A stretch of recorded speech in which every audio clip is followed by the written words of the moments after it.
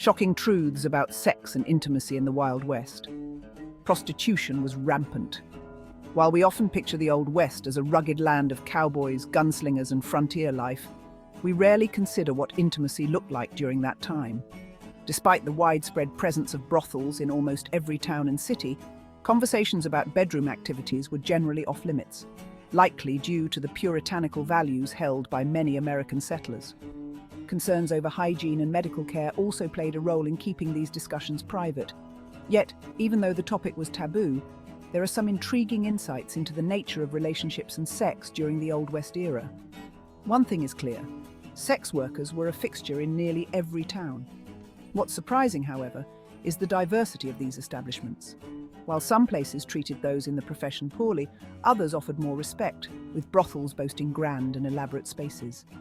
This reflected the socio-economic divisions of the time. Most workers were young, undereducated, and often illiterate. Many were immigrants, and their rates were determined not only by their appearance, but also by their nationality and ethnicity. Much like the miners and railroad workers of the American frontier, sex workers were essential to the social and economic fabric of the Wild West. They fulfilled a necessary role, driven by capitalism, but as individuals, they were largely forgotten, lost to the broader narrative of frontier life. When you think of the Old West, sex workers may not immediately come to mind, but they were very much a part of that world, shaping the culture in ways often overlooked in history. Not much oral action was going on. Oral sex is awesome, but in the Wild West, there wasn't a whole lot of it happening. It's not as if it was something that wasn't around elsewhere in the world, but people in the Wild West actually seemed to think it was too European for their personal liking, which is why it wasn't going on. In fact, oral sex was so sparse that even prostitutes were against it, shunning other workers who performed it. Fluid gender roles.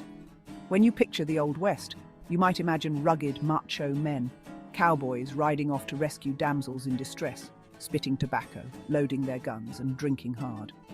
However, the reality of how cowboys and frontier men viewed sexuality, particularly homosexuality, might surprise you. Unlike today's strict labels of homosexual and heterosexual, society in the Wild West was more fluid, allowing individuals to be who they needed to be in any given moment. In male-dominated environments, such as mining camps where women were scarce, some men took on roles typically associated with women, providing both domestic support and physical companionship. This blurred the lines of traditional gender roles and challenged common expectations of masculinity. As the saying went, men were men, women were scarce, and the sheep were nervous. Homosexuality wasn't openly discussed, and it's rarely mentioned in primary sources from that time. However, this doesn't mean it wasn't practiced, especially given the extreme gender imbalances in frontier communities. For instance, in San Francisco, men outnumbered women 9-1, and in Virginia City, Nevada, there were 25 men for every woman. In 1859, Denver, there was just one woman among 156 men. These conditions created an environment where relationships between men were not uncommon, though they remained hidden from formal historical records. Birth control was basically poison. In the Wild West, birth control often meant ingesting dangerous toxins. While the era is known for its freewheeling attitudes, it's surprising that more children weren't born given the circumstances. Condoms were available, but they were expensive, leading many to turn to risky methods, including medications meant to terminate pregnancies. These substances frequently contained toxic ingredients from plants, designed to induce miscarriages. Sadly, many women on the frontier faced a grim choice: endure life-threatening pregnancies or risk their lives with these hazardous abortive remedies. During the mid-19th century, much like today, people used veiled language to discuss topics like sex, reproduction, and birth control. Moral and religious reformers grappled with critiquing these issues without openly addressing such taboo subjects. Advertisements employed coded language and euphemisms to discreetly promote products. Pills and tonics were marketed as cures for a stoppage of nature or monthly obstruction meant for ladies in a certain situation. Ads would often include warnings, cautioning that married women who suspected they were pregnant should not use them, as the product's effects on the womb would likely result in miscarriage.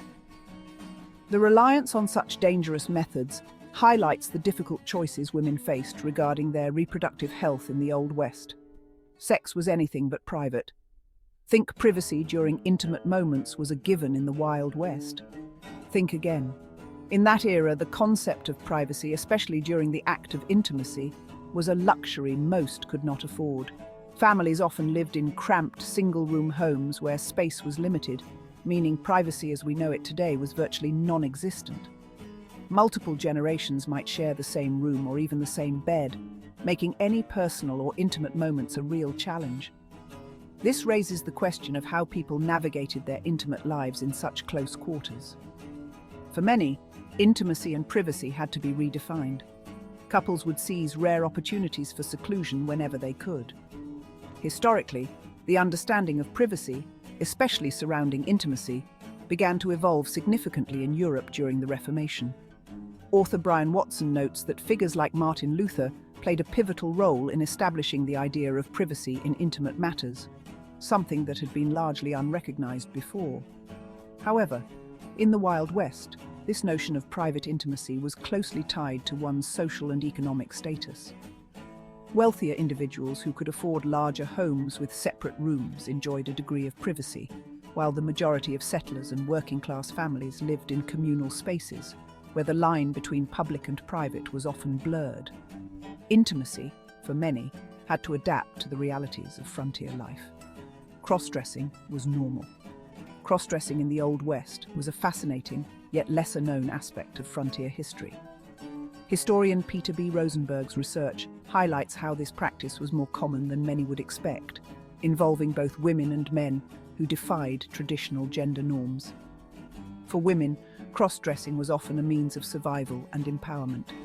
By dressing as men, women could gain access to opportunities and freedoms otherwise denied to them, such as working in male-dominated professions, owning property, and avoiding societal limitations. Some women even dressed as men to serve in the military or participate in activities like gold mining. Rosenberg's research also uncovered numerous instances of men who dressed as women. These stories were often more complex, sometimes involving men who identified as women or who found in cross-dressing a way to explore their gender identity.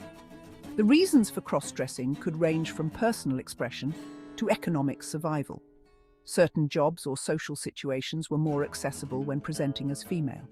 In his book, Slumming: Sexual and Racial Encounters in American Nightlife, Rosenberg explores these themes and provides further insights into the practice of cross-dressing in the Old West.